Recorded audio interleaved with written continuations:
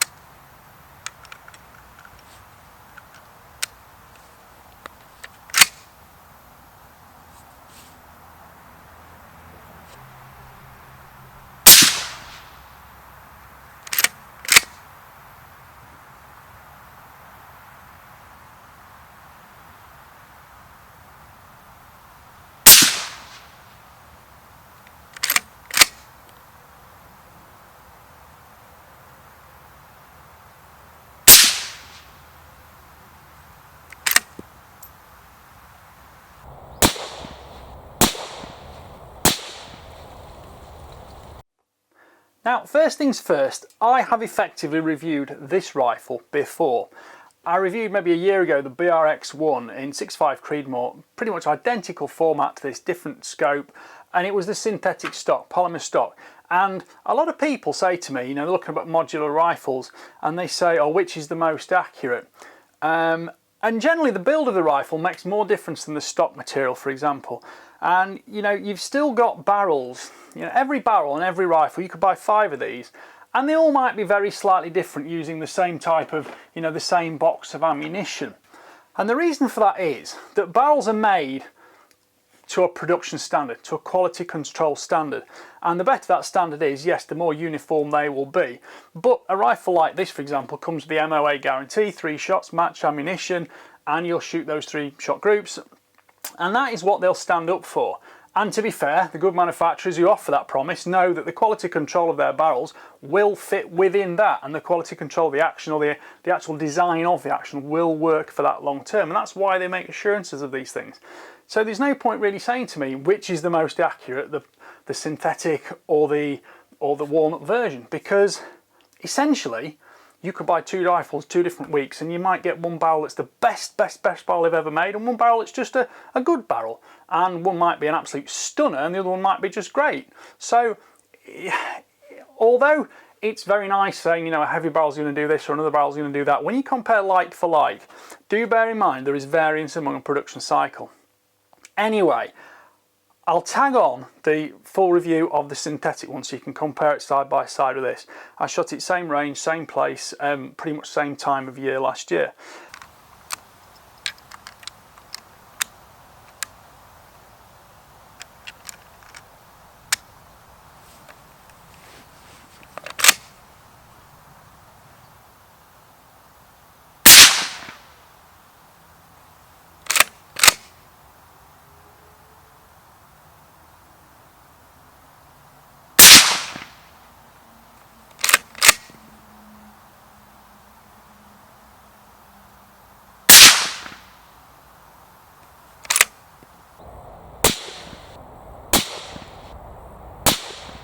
This one's 22-inch barrel, which is 560mm. It's screw cut for a moderator or brake, and as again, I've put a moderator on it to shoot it.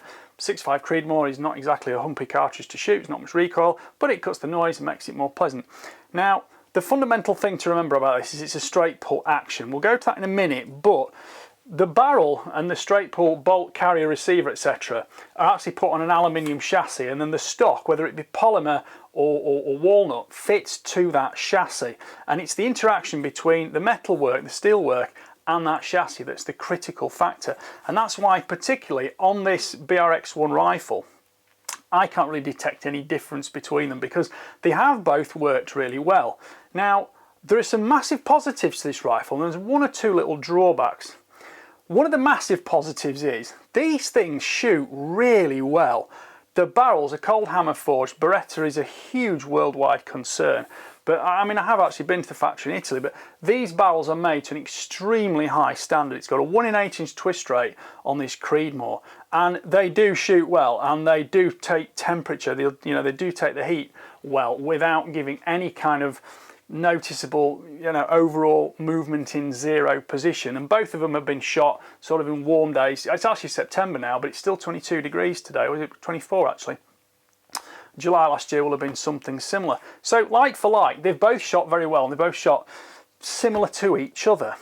The walnut stock is a personal choice. I would generally go with the synthetic on a hunting rifle because it's going to get bumped around, it's going to get bashed about, and you're going to get marks on it. And a walnut stock it's a more elegant looking thing. And yeah, there are some slight sound resonance issues, and the fact is, if you go for a walnut stock, it's got a slightly better natural harmonic dampening thing. But having said that, that's versus a bad synthetic stock. The BRX 1 in synthetic was a good synthetic stock, so I had no issues with that.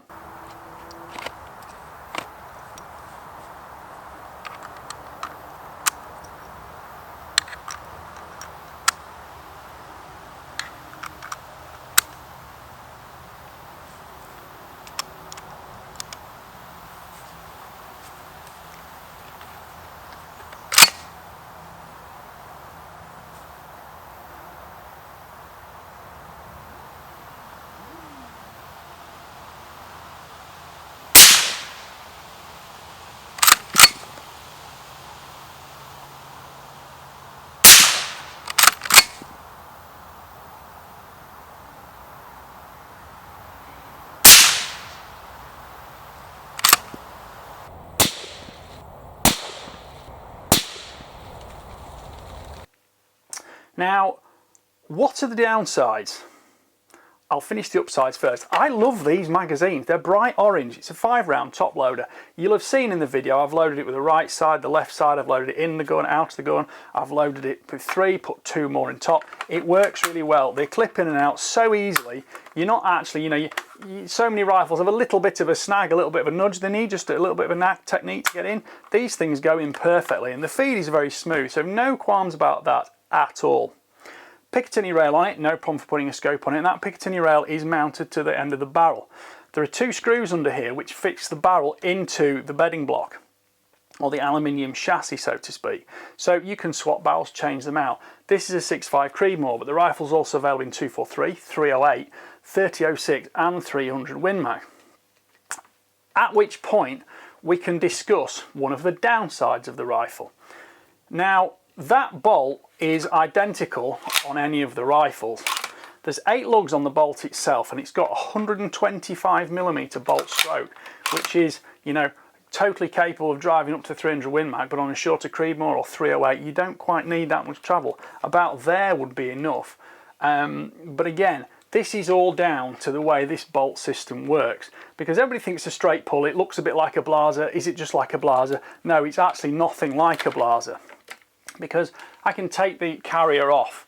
Now on a blazer, the bolt handle actually rotates to unlock the bolt.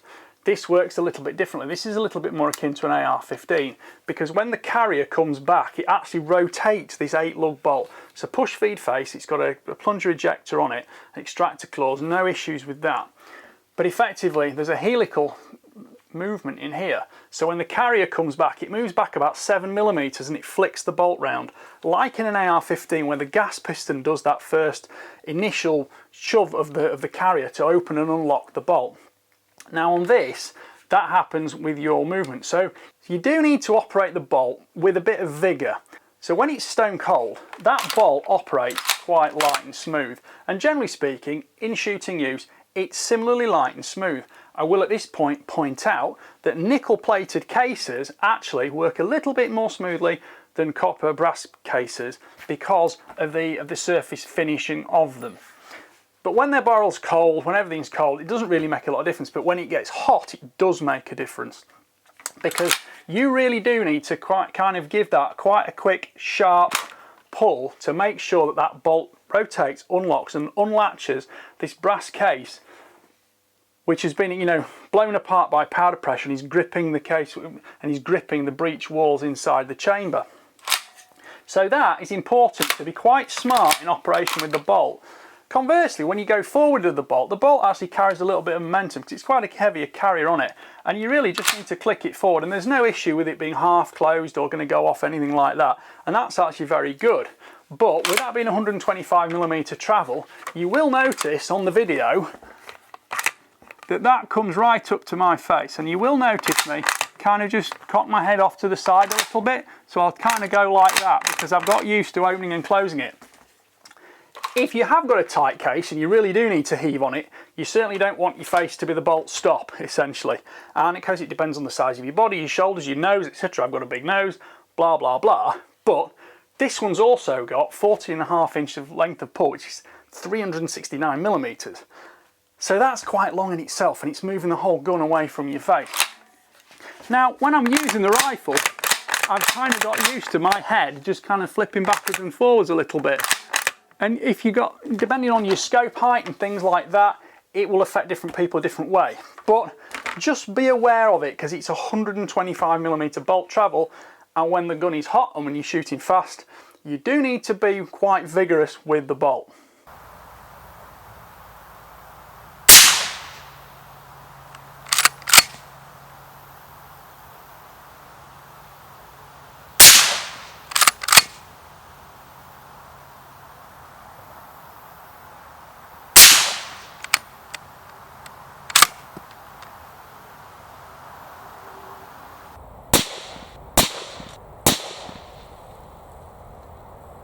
Now, a lot of people think this looks like a decocker. It looks a bit like one on a blazer, but it isn't the same. This one is actually a safety catch. So forward is fire, reciprocate, shoot again, or you click it, goes down, you've got a regular safety catch.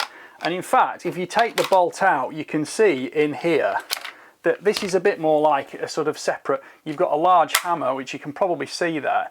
And that large hammer makes sure you get a really good firing pin strike, so you've got no issue with hard primers or anything like that. It will go off. But of course, that manual hammer is a little bit different to a striker mechanism, and it's easier to decock a striker mechanism. It's a little bit more difficult to decock a hammer like that, but it's got a regular safety catch in it, which of course intercepts it, stops it going off.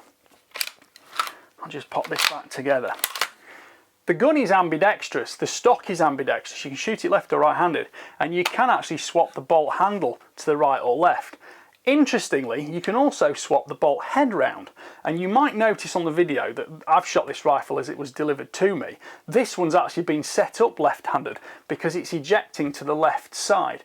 It doesn't actually matter shooting from the bench or anything like that, and the magazine can be operated from either side too, so that's excellent. And is a real, future sign about how good this rifle is in terms of an ambidextrous nature.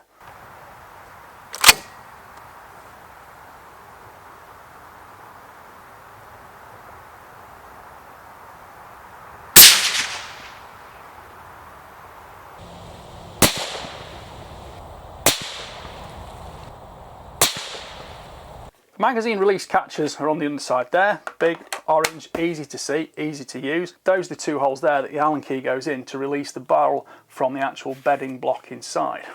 Flip this back over. The trigger system actually drops out when you take the old gun apart. I'm not going to do that on camera because YouTube don't like it. And the trigger's got 3 adjustable stages on it. It goes 550, 850 or 1250 grams, which is 19, 30 or 40 ounces. So it's going to suit anybody really. I will say it is not quite the crispest trigger I have ever used. You can detect motion in it, but is that going to affect most people? No, because it's totally consistent and I didn't have any problem shooting it. It's at the end of the day a hunting rifle, not a target rifle. And fundamentally, the barrel and the actual bedding system in there, the actual chassis system, means that it is incredibly consistent and accurate to shoot. And it's an interesting rifle in that respect, because I'd love to see that barrel and that bedding system on a regular bolt action rifle, just to see the difference in how it operates, because this has got a very much characteristic nature about being a straight pull, whereas a bolt action looks kind of normal and a bit unexciting. But bolt actions have got a lot of benefits to them, and you do have to be a little bit aware. Again, you've got to move your head, and when you're pushing it forwards, make sure you've got a bit of momentum in it, because that stops you having to operate it too slowly, which of course fundamentally pushes the gun out of your shoulder. The walnut is actually a really nice finish. It's not surprising from Beretta at all. You've got lovely neat palm swell checkering, things like that. The trigger guard here is polymer. The chassis is actually aluminium inside, but that is typical Beretta shotgunless, shall we call it. Nice recoil pad on it. It's slim.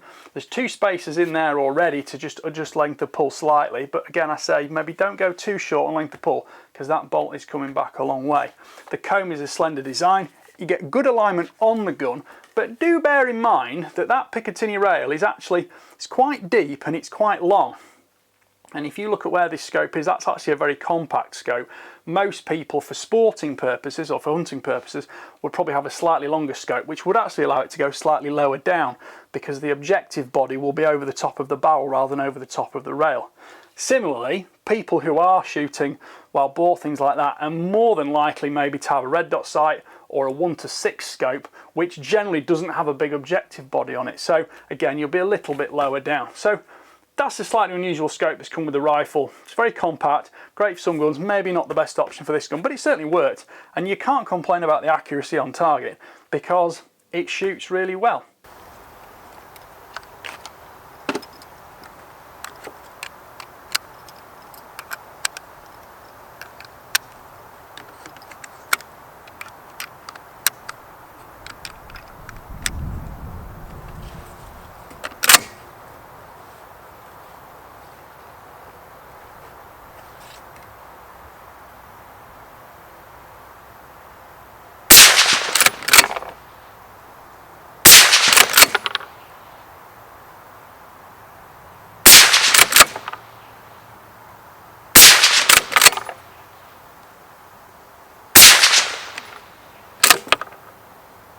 The 22-inch barrel gives good velocities, you're not losing anything really there. It's screw cut, so you can see I use the moderator on it, and that stiffness there means that it's not going to give you any intermittent barrel contact, and if you do want to use it on sticks or from a tripod, you've actually got a lot of solidity here to clamp that in, and you're not going to have any problems or issues losing zero.